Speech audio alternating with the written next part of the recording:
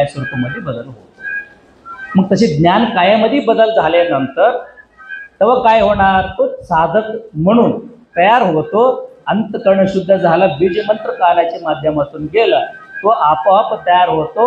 मग तो तयार झालेला हा जे काही ज्ञानकाय आहे, तो ज्ञानकाय परिपूर्ण रीतीतून बाहेर पडणार आणि तिथून मात्र हा जीवनामध्ये व्यवस्थितपणे पुढे जातो। म्हणून सांगत असताना 6व्या अध्यायामध्ये या सर्व गोष्टी करत असताना माऊली सांगतात शिवपंचाक्षरी मंत्र आणि त्याची मंत्राची महत्व आणि षडाक्षरी मंत्राचे महत्व सुद्धा माऊलीने 6व्या अध्यायामध्ये सांगतात।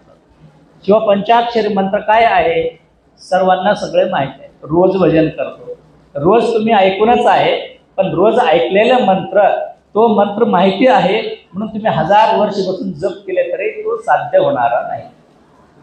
म्हणून शिवपंचाक्षरी मंत्र, षडाक्षरी मंत्र काय आहे, तर हे जगातलं मूळ मंत्र आहे।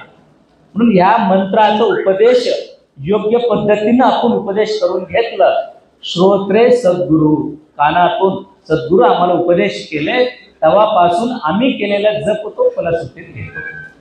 नसेल तर मला माहिती आहे म्हणून ते तुम्ही ग बसून कितीही जप केलं तर तो काय होणार, साध्य होणारा नाही।